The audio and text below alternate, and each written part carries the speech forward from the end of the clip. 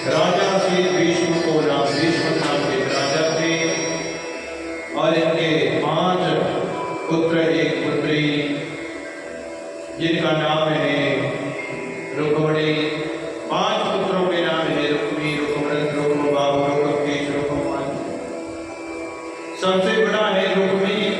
इस रुक्मी का भगवान से वह किस बात का कि जो मेरे मित्रों का विरोधी है, जो मित्रों का दुश्मन है, वो मेरा भी दुश्मन है। इसकी कोई भगवान से जाति दुश्मनी नहीं है। और इसके मित्र दंतवक्र, शिशुपाल, ये सब भगवान के दुश्मन थे। तो इसने भी कहा जो मेरे मित्रों के दुश्मन वो मेरा भी दुश्मन, शत्रु।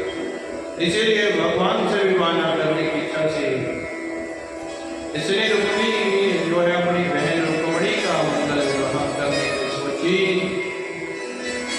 चेदी नरेश शिशुपाल से उनका परिवार पक्का कर दिया। चेदी नरेश शिशुपाल से विवाह पक्का हो गया। 2 महीने पहले जनवासी में बारात भी आ गई। 2 महीने पहले ही बारात आ गई। इधर रुक्मणी को जब जैसे ही पता चला तो उसने विचार किया और कहा मैया मैं चेदी नरेश शिशुपाल से विवाह नहीं करूंगा, क्योंकि बचपन से ही मैं भगवान की कथाओं को सुनते सुनते उनसे प्रेम कर बैठे। इनकी माता जी को बचपन से ही भगवान की कथाएं सुनाती रहती, जिसके फलस्वरूप इनको भगवान से ही प्रेम हो गया कि विवाह करूंगी तो उन्हीं से करूं।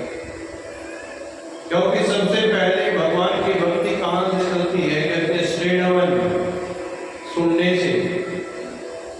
अभी व्यक्ति देखा नहीं है, सुन सुनकर तारीफ सुन सुनकर यही पहुंच जाना, सुन सुन के ही जो है महाराज श्रवण करके ही जो है कथा, किसी को कथा अच्छी लग गई तो महाराज सुनने दूर से भी आ जाए। कोई नाम सुनकर ही आ जाता है, भाई फलाने राम जी आ रहे हैं, वृंदावन से बड़े कथावाचक हैं, सुनकर ही जो है उसकी कथा सुनने के लिए चले जाना, लोगों से कीर्ति सुनकर।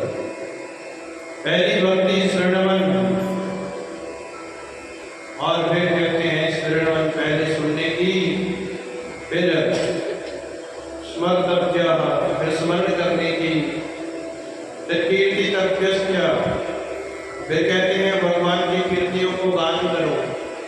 जब खुद सुन सुन के परिपक्व हो गए, भगवान की कथा सुन सुनकर परिपक्व हो गए, तो सुनाना शुरू कर दो। कहते हैं फिर जब सुनाने भी लग गए तो सुनाकर जो है महाराज कभी अकेले में बैठे हो और भगवान की याद आ जाए तो कोई सुनने वाला भी ना मिले, सुनाने वाला भी ना मिले, तो कहते हैं उनका ध्यान करो, स्मरण करो। और फलस्वरूप ये रुक्मणी है, ये भी भगवान की कथाओं को सुन सुनकर इसका मन पक्का हो गया, विवाह करोगे भैया तो भगवान से ही करोगे, श्री कृष्ण से ही करोगे। भैया ने कहा क्या कर सकते हैं, तेरा भाई है बड़ा, और बड़ा भाई और पिता ये दोनों एक समान होते हैं घर में। जो बड़े भाई ने फैसला कर दिया उसको पिता भी नहीं टालता, कोई बात नहीं, इसने बोल दिया तो कोई नहीं। भीष्म जी ने कहा कि मैं रुक्मी को समझा नहीं सकता, मेरी इच्छा भी है कि मैं अपनी पुत्री का विवाह भगवान श्री कृष्ण से करूं, परंतु अब रुक्मी ने जो है विवाह पक्का कर दिया, बारात भी आ चुकी है, अब बारात को लौटाना अच्छी बात नहीं है। इसीलिए जो भगवान की मर्जी से हो रहा है तो होने दो। परंतु भैया ने कहा कि अब क्या कर सकते हैं, एक बार तो अपने मन की बात भगवान श्री कृष्ण तक पहुंचा ले। अगर भगवान श्री कृष्ण तुझे चाहेंगे तो महाराज को ले जाएंगे। तो उस समय तो राजे महाराज जो बलवान होता था उसी का इलाज चलता था। तो फलस्वरूप जो है ब्राह्मण देवता को इन्होंने चिट्ठी लिखी, चिट्ठी में लिखा कि श्रुत्वा गुणान् भुवन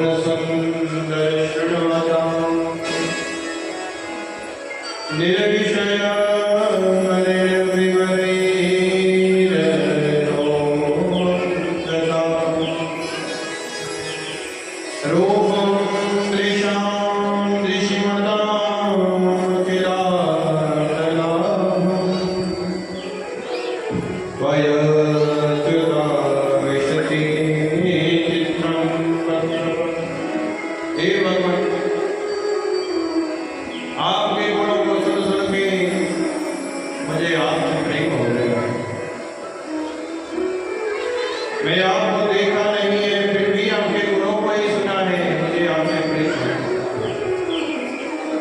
और आपको मेरे मन में पति मान लिया है और इसीलिए मेरी कामना को पूर्ण कर दीजिए प्रभु। हमारा विवाह जबरदस्ती से धीरे से किया जा रहा है, इसीलिए आपके द्वारा मेरा वर्ण हो जाए तो बड़ी अच्छी बात है।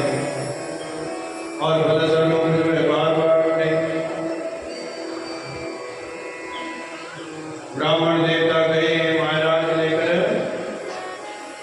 और ब्राह्मण देवता पत्र लिखा, पत्र में लिखकर वह सब कुछ बता दिया। हे प्रभु, हमारे यहाँ 3 दिन पहले भगवती गौरा का पूजन किया जाता है। कुलजा माता का पूजन करती है कन्याएं, उसके बाद विवाह होता है। आप उसी मंदिर में आ जाना और तुलसी माता के मंदिर में जब हम वहाँ माथा टेकने जाएंगे वहीं से हमें भगा कर ले आना। सब कुछ बता दिया। और महाराज भगवान के पास जैसे ही ब्राह्मण देवता पहुंचते हैं, ब्राह्मण देवता से जाकर बोले, द्वारपालों ने कहा ब्राह्मण देवता है, भगवान कहते हैं क्यों इंतजार करवाया, मेरे दरवाजे पर ब्राह्मणों के लिए इंतजार नहीं है, सकता आदेश है भगवान। कोई भी ब्राह्मण आए दरवाजे पर से रुकने न दिया जाए, सीधा अंतःपुर में पहुंचा दिया जाए। ब्राह्मण देवता आए, प्रणाम किया, कहा प्रभु आपके लिए चिट्ठी है तो पढ़िए महाराज। कहते सीक्रेट है, कोई सीक्रेट नहीं है। ब्राह्मण देवताओं से कोई बात नहीं सकती, इसीलिए महाराज आप ही पढ़ दीजिए। ब्राह्मण देवता ने चिट्ठी जो लिखी थी वो पढ़ के सुना दी। भगवान ने कहा भाई पहली चिट्ठी आई है सहा चिट्ठी, कानून ठुकराने के लिए कोई गल नहीं भाई, मनु के श्रीनिवास तैयार है, जाकर उनसे कह दीजिए आपको लेने के लिए मैं आ रहा हूँ। ब्राह्मण देवता आगे आगे पीछे पीछे भगवान को जाते जब रथ सजा हुआ देखा तो दाऊ जी भी पीछे पीछे गए, और महाराज वह दाऊ जी गए और जाकर जो है आगे भगवान का रथ और पीछे पीछे दाऊ जी। जैसे ही गौरा भगवती के मंदिर में रुक्मिणी आती है पूजा के लिए, उसी समय भगवान भगवती से वह प्रार्थना करती है, भगवती माँ आप सबके लिए जो है महाराज आशीर्वाद देती हैं, मेरा भी मनानुसार मुझे पति मिलना चाहिए।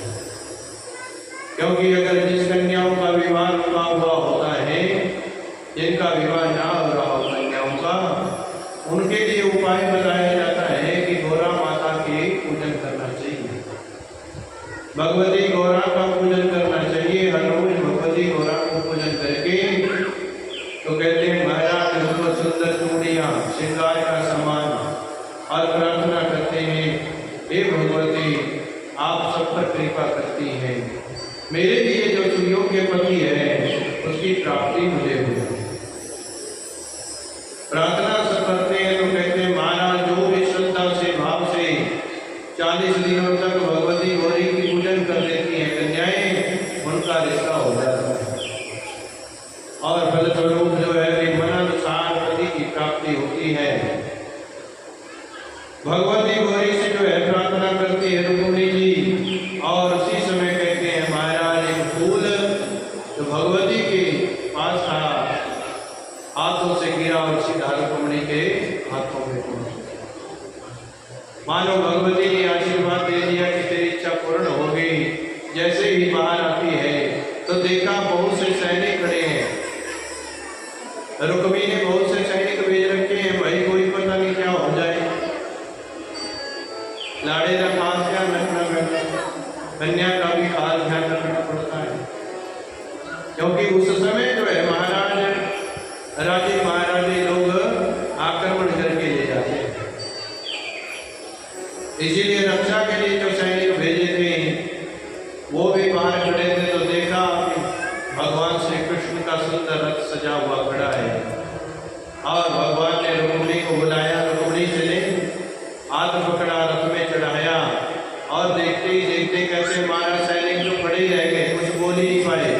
इतने में तो भगवान ने अपना रथ दौड़ा लिया और पीछे खड़े सैनिक कहते हैं ले गए और ले गए और ले गए और शोर मचाते हुए महाराज पीछे दौड़े पर पकड़ कोई नहीं पाया।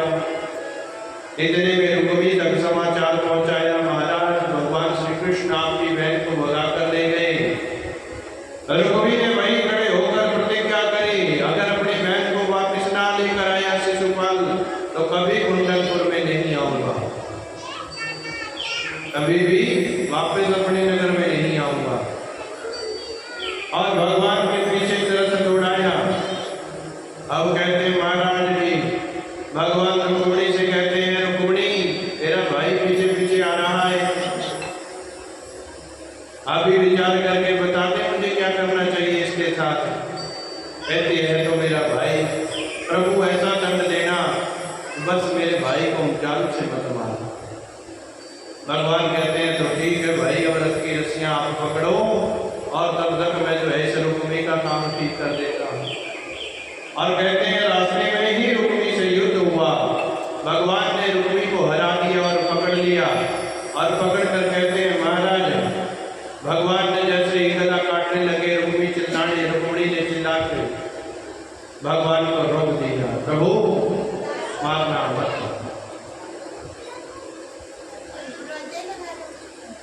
प्रभु मारना मत, मेरा भाई है जैसा मर्जी है, क्षमा याचना करेंगे। तो भगवान ने जो है रुक्मिणी का कहते हैं मुंडन कर दिया, आधे बाल काट दिए, आधी दाढ़ी के बाल काट दिए, आधी पूछे काट दिए, कहते हैं बाल अंग प्रतंग करके छोड़ने लगे। इतने में दाऊ जी महाराज पहुंच गए वहीं पर और दाऊ जी महाराज ने देखा तो बैठ लगे, कहते क्या कर साढ़े सेकंड बर्ताव नहीं रखना चाहिए, नहीं तो कहना फिर कोई सोने वाली चल रहा है। इसीलिए महाराज इनसे जो है संबंध बिगाड़ने नहीं चाहिए प्रभु। और रुक्मी को छोड़ दिया गया, वही भोजगढ़ नाम की नगरी बनाकर रहना शुरू कर दिया। फलस्वरूप भोजगढ़ नाम की नगरी में रहना शुरू किया और भगवान रुक्मिणी को लेकर जो है घर पहुंचते हैं द्वारिका नगरी में। पहले ही वहां कुंडलपुर के राजा भीष्म जी बैठे हैं, जो देखा रुक्मिणी से कहते हैं रुक्मिणी अभी अभी तेरे भाई का तो ठीक हो गया काम, परंतु तेरे पिता से ही बैठे हैं तेरे देवी आगे। कहती है प्रभु ये हमारी शादी से सहमत है इसीलिए यहाँ पहुंचे हैं। और फलस्वरूप भीष्म जी ने अपने हाथों से कन्यादान किया, रुक्मिणी का विवाह भगवान का द्वारिका नगरी में ही हुआ और जैसे प्रजापति विवाह की प्रलोक में हुआ। और फिर जो है कालांतर में समय बीता करके यहाँ पहला पुत्र हुआ प्रद्युम्न। ये प्रद्युम्न कौन है? ये प्रद्युम्न जी महाराज ने कामदेव, भगवान शंकर को उठाने के चक्कर में कामदेव जो है भस्म हो चुके।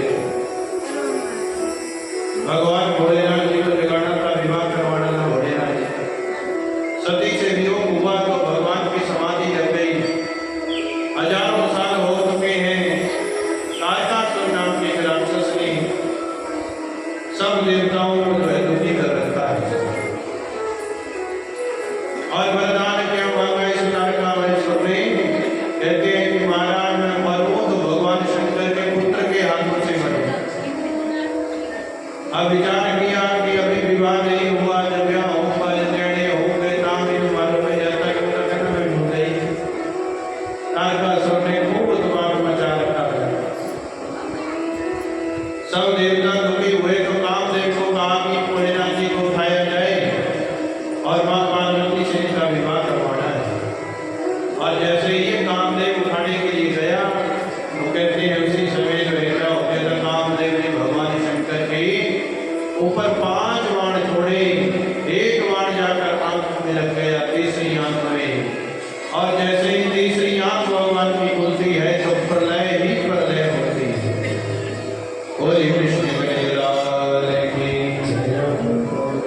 जब भगवान शंकर की तीसरी आंख खुलती है तो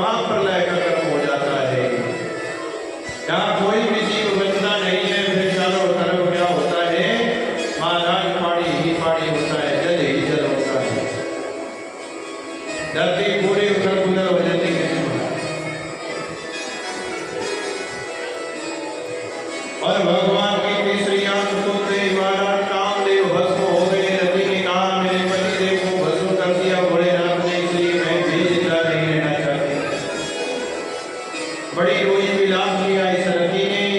भोलेनाथ जी ने कहा कि जब भगवान अवतार लेंगे श्री कृष्ण का, जब कृष्ण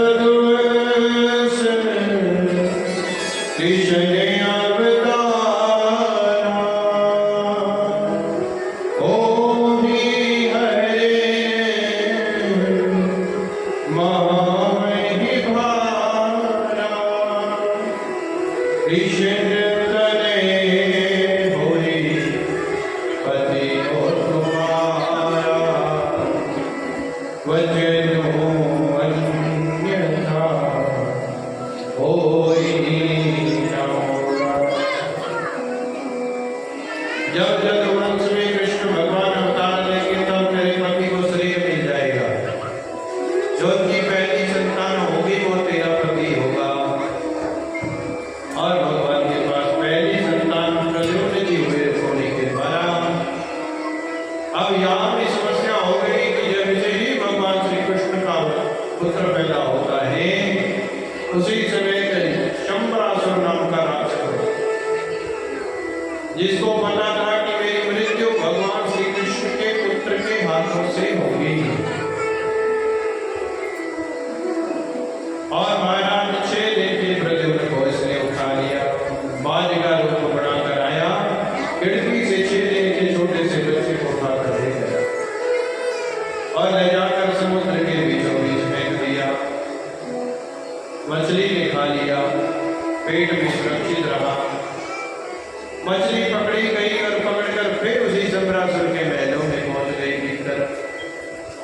मछुआरे ने मछली पकड़ी, खरीदार ने खरीदी और ले आकर फिर शंबरासुर के महलों में पहुंच गई। अब जो इसकी पत्नी है रति, वो यहीं पर नौकरानी का काम करती है मायावती के नाम से। और कहते हैं जैसे ही मछली गई रसोई में काटी गई तो उसके बीच से प्रद्युम्न का जन्म हुआ।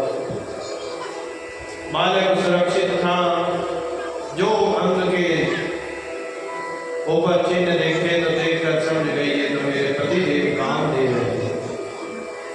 माया से कहते हैं फिर 12 वर्षों तक पाला गया इनको, और 12 वर्षों तक पालकर मायावती ने ही पूरी माया सिखाई, क्योंकि ये शंबरासुर भी कोई आम आदमी नहीं था, बड़ा मायावी था, इसीलिए उसे युद्ध करने के लिए माया भी चुननी पड़ी। और कहते हैं 12 सालों तक जो है फिर मायावती ने पूरी माया सिखाई, शंबरासुर के साथ युद्ध किया और उनका अंत हुआ। अब रति को लेकर साथ में प्रद्युम्न घर पहुंचे। रुक्मिणी जी ने बड़ा स्वागत किया, पुत्र पत्नी सहित पहुंचा है, बड़े आदर से आरती आदि करके जो है वो घर में।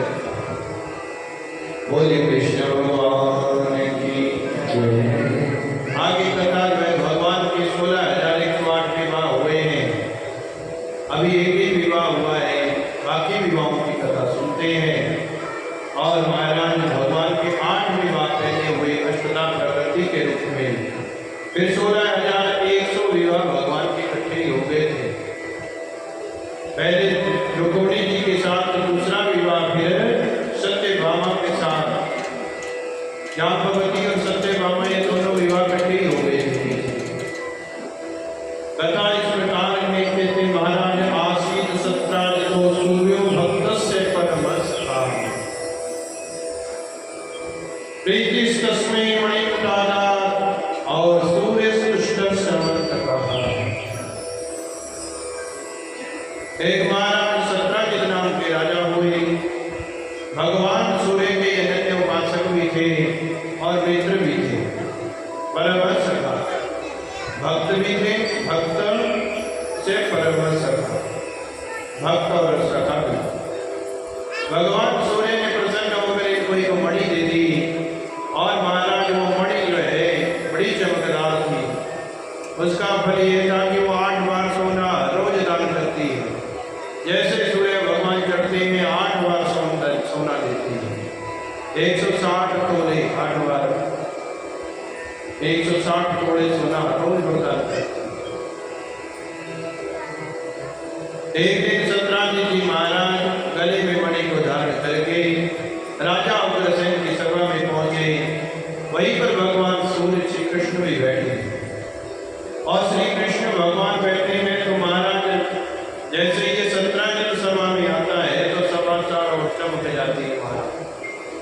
क्योंकि लाइट इतनी है सूर्य के समान तो वो बड़ी चमकती थी।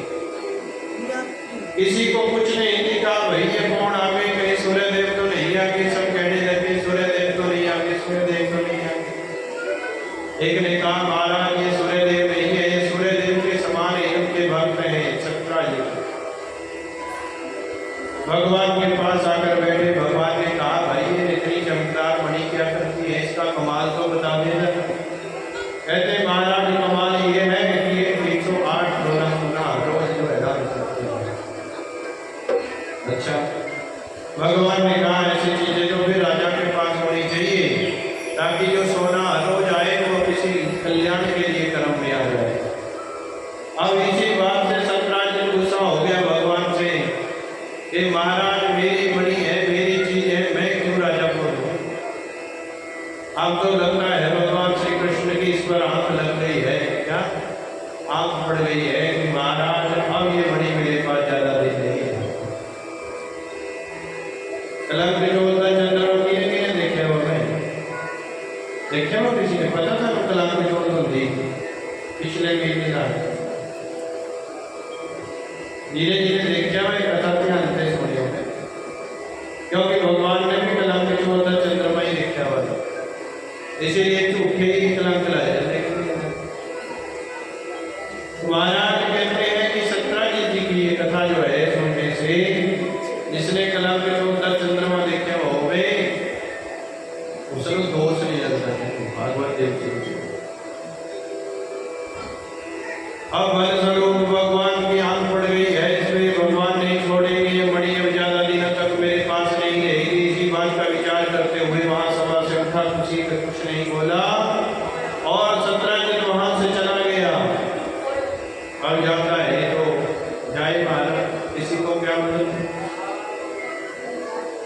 कुछ दिन बीते तो इसी का भाई है कि प्रसेनजित वो रात कहते हैं महाराज शिकार खेलने के लिए गया, शिकार खेलने के लिए जंगल में गया। कहते हैं महाराज जब शिकार किसका करने लगे, शेर का।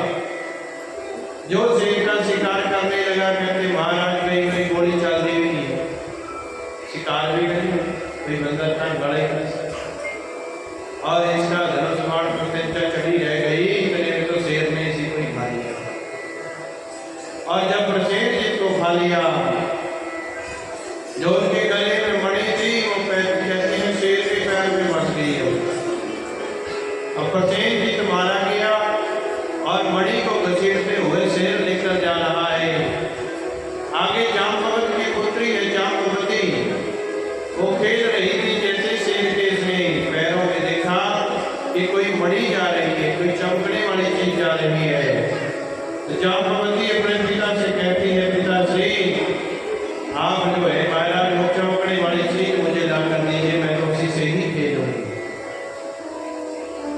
उसी से ही खेलूंगी। इसीलिए महाराज वो मणि जाम्बवत ने जो है शेर से ऐसे शेर ही पहले शेर को मार दिया, फिर पैर से मणि निकाल दी, शेर भी मारा गया। जाम्बवती को वो मणि दे दी गई। उधर कहते हैं जैसे प्रसेनजित मरा हुआ सब समाचार सत्राजित को मिला, विचार करने लगे अब प्रसेनजित को मारा गया पर मणि कहाँ चली गई। लगता मेरे भाई बता कृष्ण भगवान ने ही मारा। बार बार विचार करता है, एक दिन चिंतित बैठा था, पत्नी ने पूछ लिया इतनी चिंता में क्यों बैठे हो। अरे चिंता मुझे बहुत है, क्या करूं, किसी से बता भी नहीं सकता मन की बात। कहते क्यों, ऐसी क्यों सी बात हो गई। कहते महाराज खतरा ये है कि अगर बता भी दिया तो कहीं प्रसेनजित को मारा गया मैं भी मारा ना जाऊं। कहते ऐसी कौन सी बात हो गई। आप मुझे तो बता सकते हो, मैं तो आपकी अर्धांगिनी हूँ, आधार तो हूँ, मुझे बताइए, मैं किसी को नहीं बताऊंगी। कहते तो इतना जोर देकर पूछ रही है तो सत्य बात बताऊं, तुझे पता है प्रसेनजित को किसने मारा है। कहते किसने मारा। कहते महाराज प्रसेनजित को भगवान श्री कृष्ण ने मारा, पर ये बात किसी को बताना हो। कहते ऐसी क्या बात हो गई जो किसी को बता। कृष्ण भगवान ने मारा, ये आपको कहता विश्वास नहीं है मेरे, बात पक्की नहीं है। अभी तो मैं अपना अंदाजा लगा रहा हूँ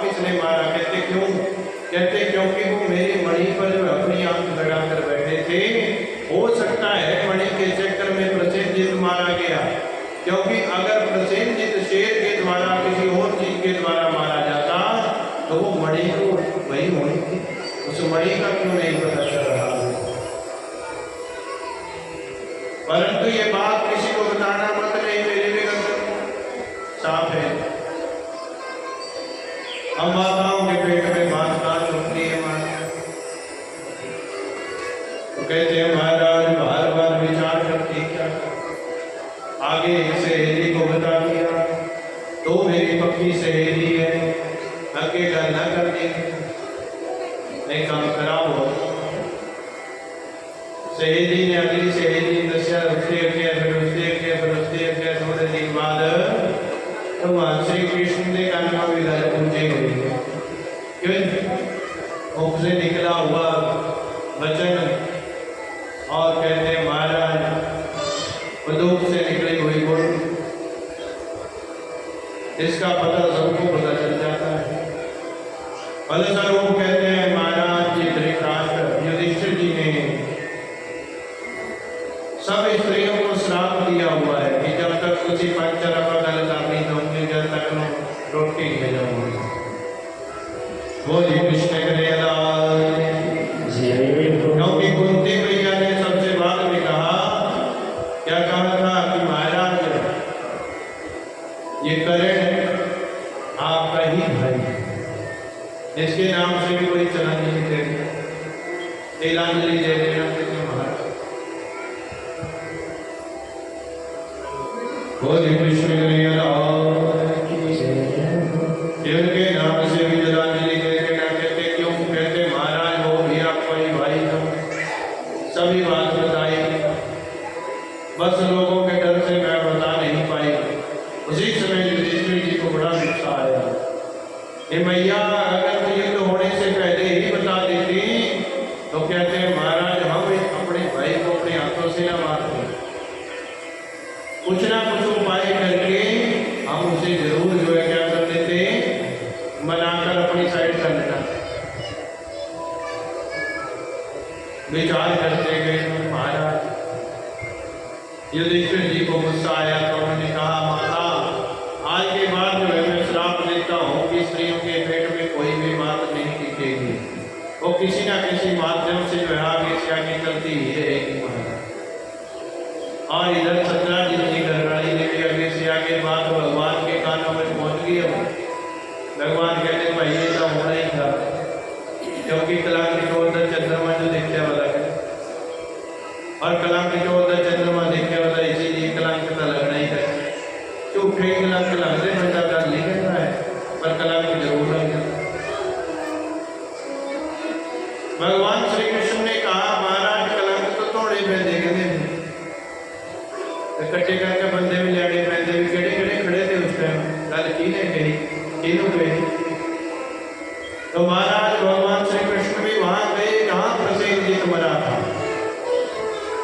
देखा तो शेर के पैरों के निशान, आगे गए तो देखा शेर भी मरा पड़ा है, फिर क्या देखा थोड़ी आगे गए तो जाम्बवती नाम की कन्या जो है उस बड़ी से गिर रही थी। भगवान ने जैसे ही देखा तो भगवान पास जाने लगे और कहते हैं वो जाम्बवती कन्या जो है उस मणि को उठाती और उठाकर अपनी गुफा में चली जाती है। भगवान पीछे पीछे गुफा में और फलस्वरूप जाम्बवंत से युद्ध हुआ। कहते हैं 28 दिनों तक ये युद्ध चला और 28वें दिन जाम्बवंत की नजर भगवान की छाती पर भृगु जी के पैर का निशान जो श्री कृष्ण भगवान की छाती पर है, भगवान विष्णु की छाती राम जी और भगवान श्री कृष्ण इनकी सबकी छाती पर जो है वो निशान है। जो देखा भृगुलता का चिन्ह उसी समय चरणों में गिर पड़े जाम्बवंत जी महाराज। कहा प्रभु आप तो मेरे राम हो, कहते हाँ है तो राम। फिर प्रभु पहले ही दिन आकर बता देते कि आप मेरे राम हो, मुझे दर्शन देने के लिए आए हो। भगवान श्री कृष्ण ने कहा जिसकी जैसी इच्छा होती है मैं वैसी ही पूरी करता हूँ। भगवान का तप करो, जप करो, पूजन करो, श्रद्धा से भाव से भक्ति से किया हुआ कोई भी कर्म है वो जैसे भाव से हम करते हैं वैसा ही हमें फल देते हैं।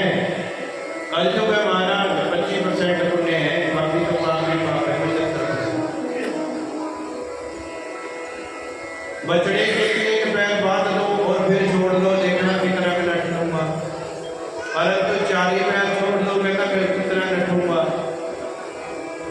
धर्म एक ही पैर पर चलता है और बड़ी धीरे धीरे धीरे धीरे सत्य के कर्म, धर्म के कर्म बड़े धीरे धीरे चलते हैं। और भगवान की कृपा, जाम्बवंत जी ने जैसे ही देखा, देखकर वह पूछने लगे। भगवान श्री कृष्ण कहते हैं, अरे जाम्बवंत, जब रावण और मेरा युद्ध हुआ उस समय तो सबको देखता था कि किससे युद्ध करूं, कोई मेरे साथ परेशानी नहीं है।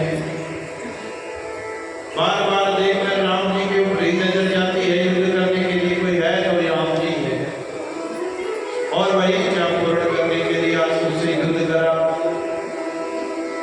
जाम्बवंत जी कहते हैं, प्रभु एक इच्छा और भी थी उस समय, आप एक पत्नी वाले थे, मैं अपनी पुत्री का विवाह उसे करना चाहता था परंतु कर नहीं पाया।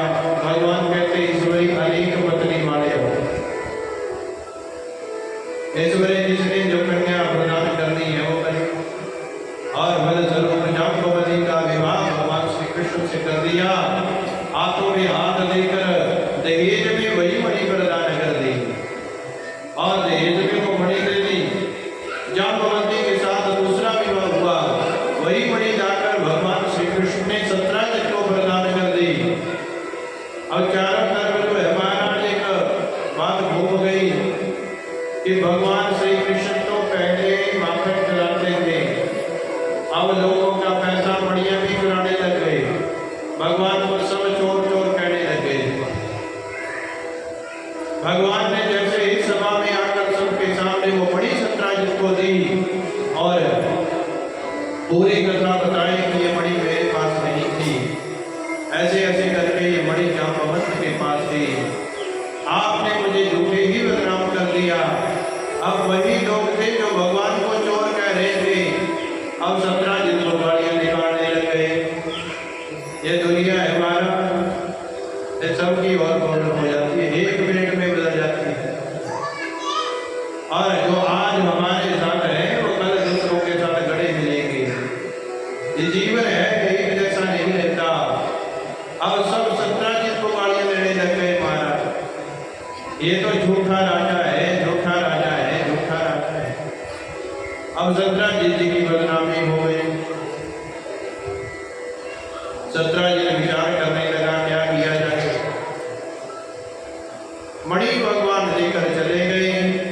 अब भगवान से आकर इन्होंने कहा, महाराज इस झूठे कलंक से मुझे छुड़ाना है, कैसे छोड़ूं? मेरा मन कहता है, सत्राजित कहते हैं कि मैं अपनी पुत्री सत्यभामा का विवाह आपसे कर दूंगा तो आप मेरे जवाई बन जाओगे, लोगों के मुख पर ताले लग जाएंगे। और विचार करके सत्यभामा का विवाह भगवान से कर दिया। अब फिर दहेज में वही मणि प्रदान करने लगे। भगवान ने किया मणि मुझी है। अब ऐसा करना महाराज, ये मणि आपकी है, अपने पास ही रखिए, परंतु जो ये हर रोज सोना देती है वो मेरे महल में पहुंच जाना चाहिए। जो मणि जो है आपके पास रखो, परंतु जो ये सोना देती है 160 तोड़े, वो हर रोज मेरे महलों में पहुंच जाना चाहिए। विचार करके ऐसा प्रयास किया। समा बीता तो कहते हवेली के पास में 3 मंत्री संतरी थे, कृतवर्मा, शतधन्वा और अक्रूर जी महाराज। ये 3 थे महाराज। इन्होंने आस लगाई थी कि राजा के पास कोई एक ही कन्या है और राजा हमेशा कहते रहते हैं कि मैं किसी विवाह करूंगा अपनी कन्या का। तीनों पक्के मित्र की किसी से भी विवाह हो जाए, बस एक पत्नी ले लेना, एक मणि ले लेना, एक संपत्ति में हिस्सा डाल लेना, तीनों ने अपनी पूरी योजना। अब फलस्वरूप सत्यभामा का विवाह हो गया भगवान से। अब जाती रही, तीनों की इच्छा पूर्ण न हो पाई तो महाराज इन्होंने रात्रि में विचार किया कि विचार करके जो है मणि चुरा लो, कहते उन्होंने तो साथ लगना नहीं, मणि ले लो कहते महाराज। और शतधन्वा कृतवर्मा जो है दोनों ही जो है मणि लेने के लिए गए। अब राजा सत्राजित के कक्ष में मणि थी, जैसे ही वो मणि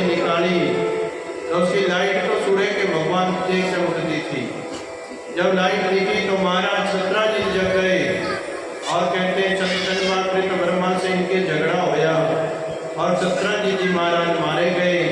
मणि लेकर ये भाग गए और अक्रूर जी को मणि दी। अक्रूर जी काशी में पहुंच गए।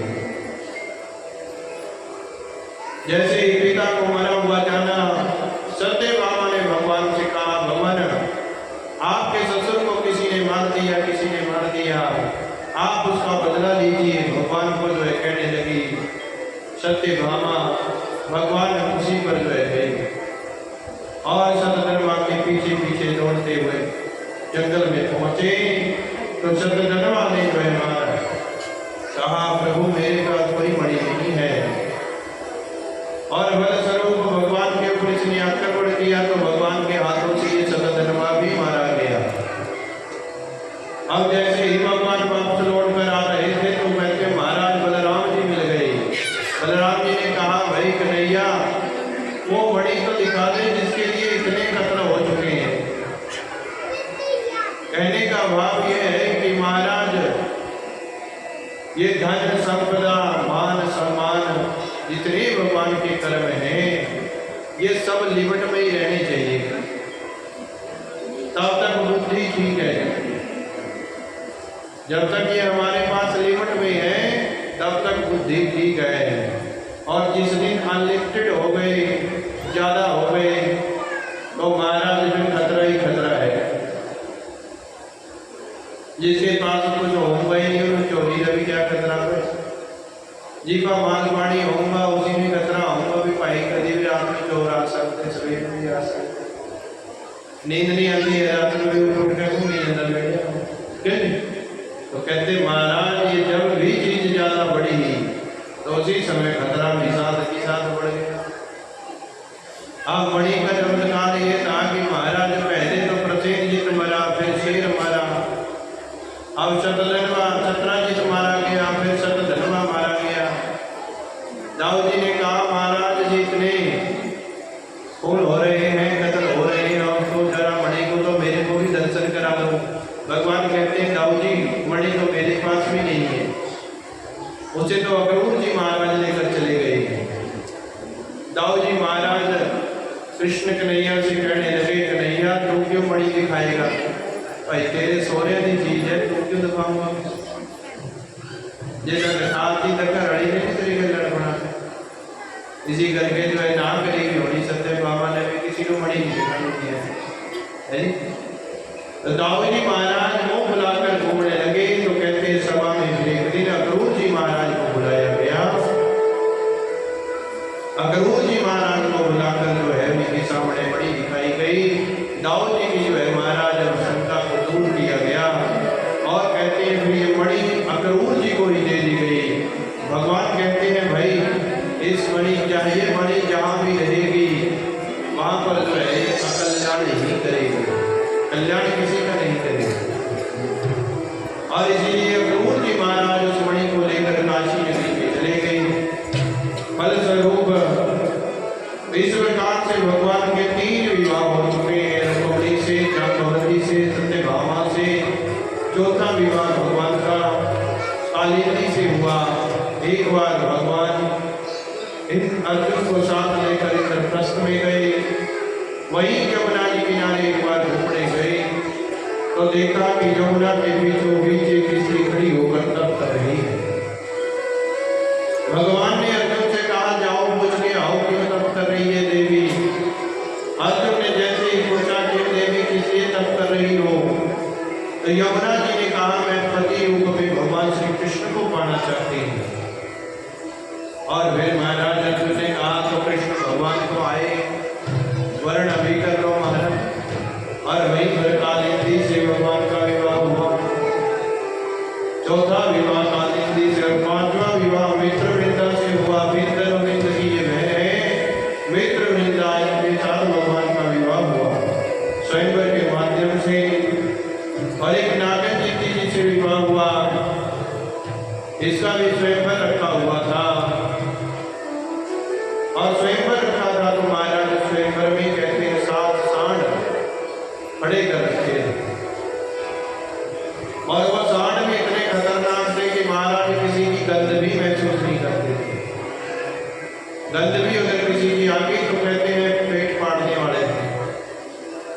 स्वयंवर में रखी शर्त कि महाराज 7 बैलों को जो एक साथ रथ डाल देगा, नकेल डाल देगा, उसी के साथ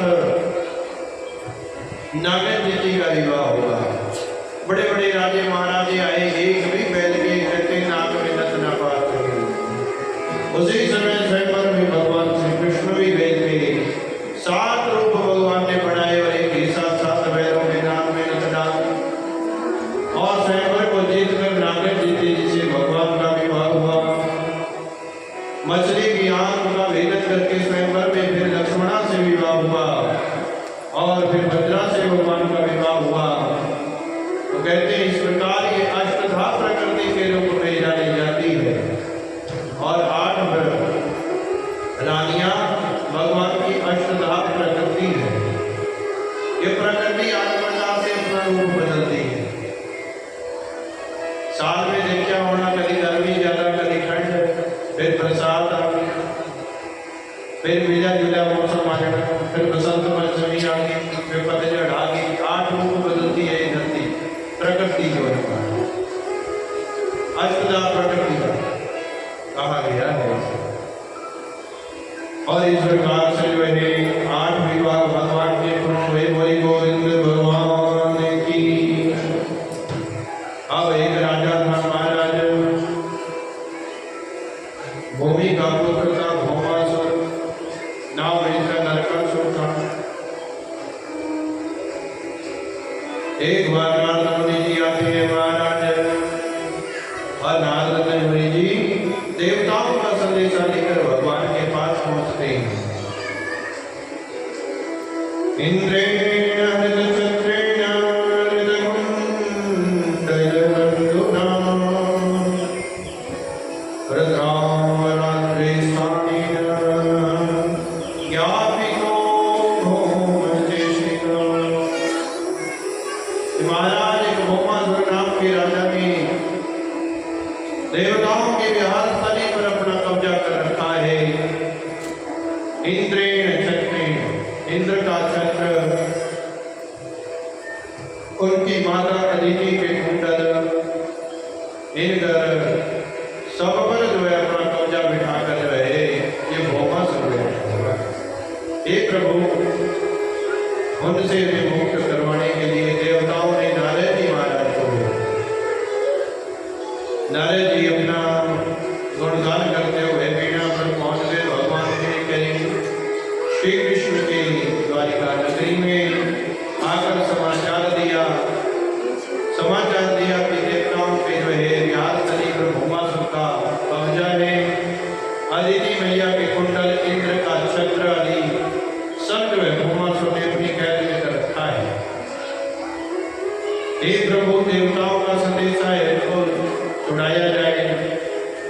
और जाते जाते नारद जी को महाराज सत्यभामा दिख गई। ये भगवान नारद जी की चेली है महाराज सत्यभामा। अब जो जाते जाते देखी तो क्या हुआ महाराज, नारद जी जैसे ही देवताओं के पास से आए थे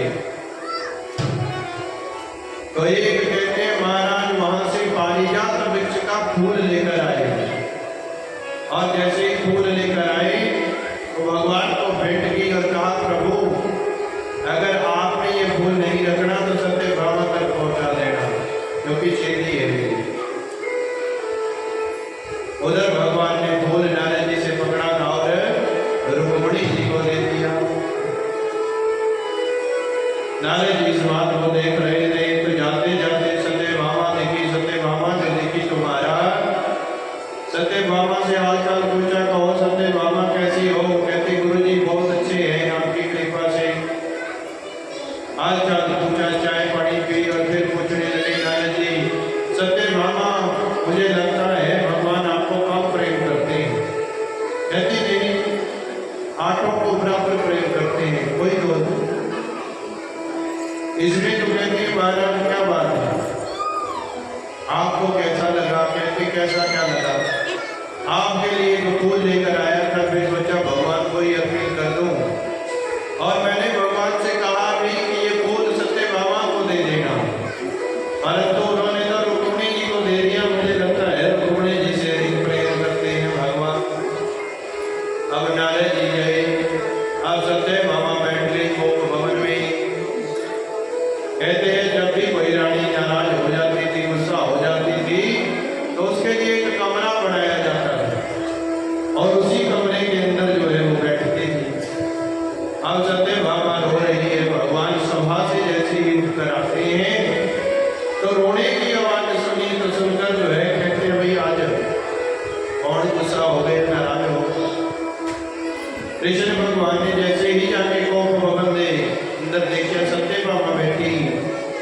अरे सत्य भामा, तुझे किसी की नाराजगी हो गई, तू क्यों रो रही है? कहते हैं प्रभु आज मेरी चीज किसी और को दे दी गई है। कहते कौन सी चीज? आज गुरु जी आए थे आपकी सभा में। कहते हाँ नारद जी तो आए थे। फिर कहते नारद जी कुछ चीज लेकर आए थे। कहते हाँ फूल आए थे। कहते हुए गुरु जी ने बोला भी था कि सत्य भामा को दे देना। अरे मेरे दिमाग में इतनी बात थोड़े है, तुझ में और रुक्मणी में कोई फर्क थोड़े है। कहती ना ना जी फर्क तो बहुत है, मेरी चीज रुक्मणी को क्यों दी गई? इसी पर सत्य भामा लड़ने लग गई भगवान से। भगवान ने कहा अच्छा ऐसा करते हैं, तेरे लिए जब भी हम स्वर्ग लोक में जाएंगे तो पेड़ ही ले आएंगे। उस सुपारी का वृक्ष का पेड़ ले आएंगे, फूटे ले आओगे। सत्य भामा कहती ना होनी जाना पड़ेगी। भगवान से जिद करती है अभी जाएंगे। भगवान कहते हैं अभी तो टाइम नहीं है। कहती नहीं अभी जाना। और हठपूर्वक भगवान से कहती है। भगवान कहते हैं चलो ठीक है चलते। भगवान ने विमान बनाया और स्वर्ग लोक की ओर जाने लगे। रास्ते में ही जो है इस भौमासुर की नगरी पड़ती है और भौमासुर की नगरी में जो है भगवान ने जाकर कहा सत्य भामा तू कहे तो थोड़ा सा काम है इस राजा से मेरा, अगर तू कहे तो मैं कर लूं या ना करूं। कहती कोई बात नहीं कर लो। अब जो भगवान ने अपना विमान भौमासुर की नगरी पर उतारा तो उसी समय मुर नाम के राक्षस ने पर आक्रमण कर दिया। द्वारपाल था उसको भगवान ने समर नाम के राक्षस को तो मार दिया। नाम पड़ गया भगवान का मुरारी। यहाँ पर बोलिए मुरारी भगवान की। और फिर भौमासुर से युद्ध होना शुरू हो गया। अब भौमासुर से युद्ध होता है तो भौमासुर तो तीर मारता है भगवान को, परंतु भगवान उधर से तीर नहीं चलाते। पहला तीर आया, भगवान एक साइड को हो गए और जो निकला कहते हैं सत्य भामा के कान के पास से। सत्य भामा डर गई। अब दूसरा तीर आया तो कहते हैं भगवान दूसरी तरफ हो गए, फिर दूसरे कान के पास से तीर निकल गए। अब तीसरा तीर फिर आया, भगवान नीचे हो गए और सत्य भामा के सिर से निकल गया। तो वह सत्य भामा बोल गई कहते भगवान कर इन्होंने फूटे चाहिए थोड़े मरवाने पास में ले आए कहते भगवान कहते नहीं मरवाड़ी पास में थोड़े थे। कहती हो गया तीन तीन गाले कहते इतनी सोचता कि मेरा लगे नहीं है कोई उड़ते ही लग गए। मानते क्यों नहीं इस दुष्ट हो गए?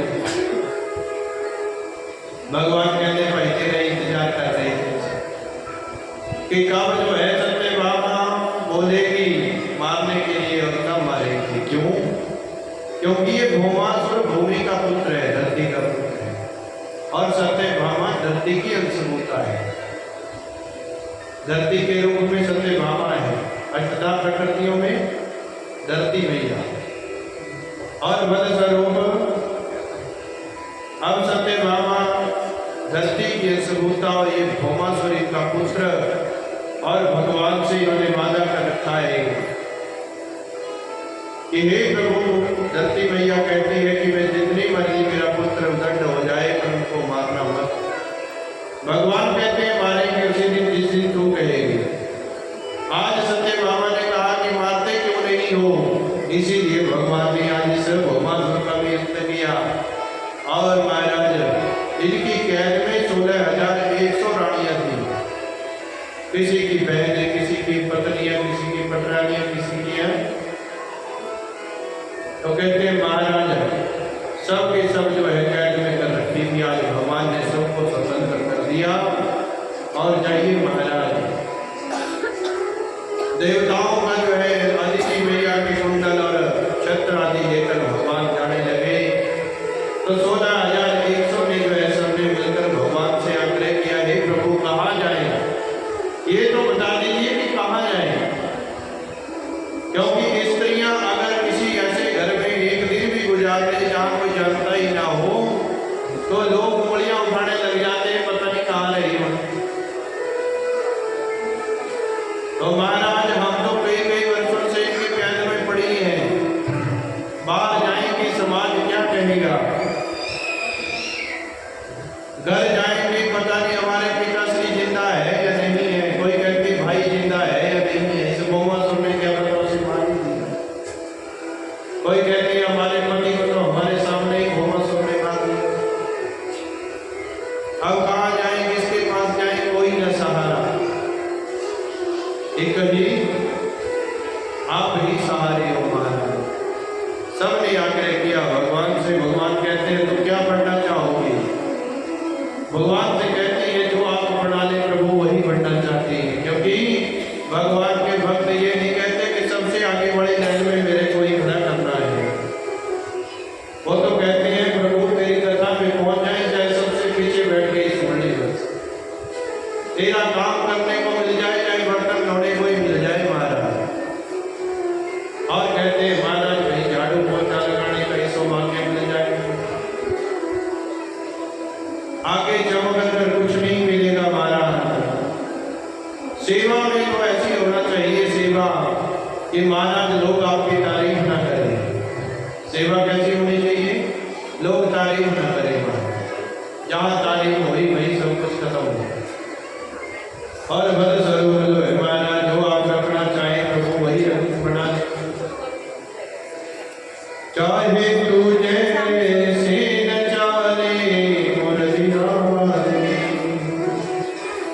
जीवन है तेरे हवाले, मोर हवाले, जीवन है तेरे